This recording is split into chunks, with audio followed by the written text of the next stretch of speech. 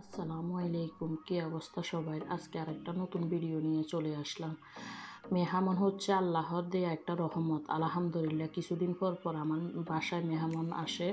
আলহামদুলিল্লাহ, আজকেও মেহমান আসবে, তাই মেহমানদের জন্য কি কি রান্না করলাম সেটাই আজকে আপনাদের সাথে একটু একটু শেয়ার করব।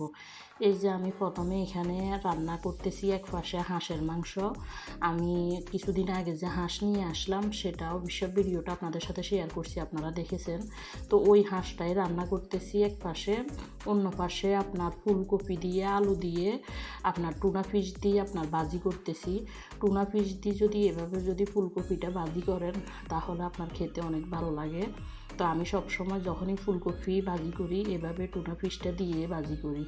তো এখানে এক পাশে আপনার হাঁসের মাংস বসাই দিলাম, এক পাশে আপনার ফুলকপি ভাজি টুনা ফিশ দিয়ে সেটা বসাই দিলাম। এখানে আবার মুরগির মাংসকে ধুয়ে পরিষ্কার করে নিলাম, রোস্টের জন্য রোস্ট রান্না করব।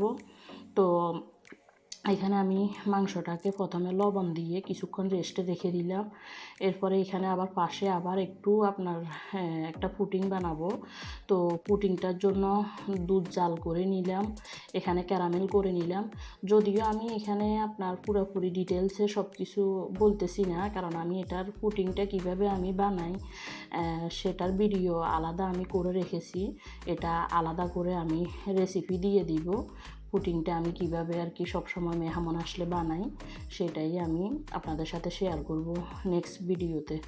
তো এখানে আমি আবার দেখা যায় যে আজকে ডাক্তারের কাছে যেতে হবে, কারণ একই দিন মেহমান একই দিন ডাক্তার।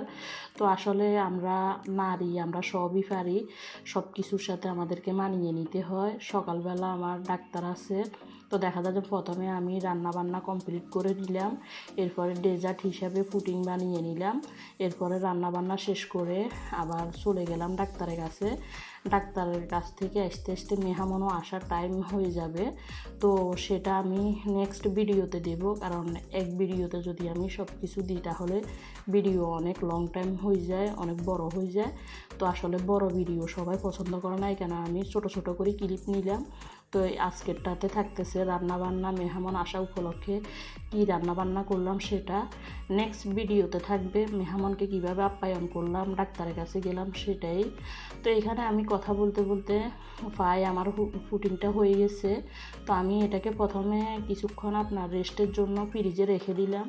তো পুডিংটা যখন পুরোপুরি ঠান্ডা হয়ে গেছে তখন ফ্রিজ থেকে নামিয়ে একটা প্লেটে নিয়ে নিলাম।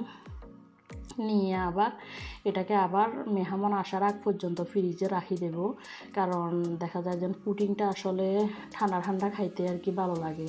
তো এখানে আমি আবার রোস্টটা করে নিলাম। তো এখানে ভিডিওটি শেষ করলাম। সবাই ভালো থাকেন, সুস্থ থাকেন, আল্লাহ হাফেজ। আজকে এই পর্যন্তই। ভিডিওটি যদি ভালো লাগে শেয়ার দিয়ে দিবেন, লাইক কমেন্ট করবেন। তো সবাই ভালো থাকবেন, আজকে এই পর্যন্তই, আল্লাহ হাফেজ।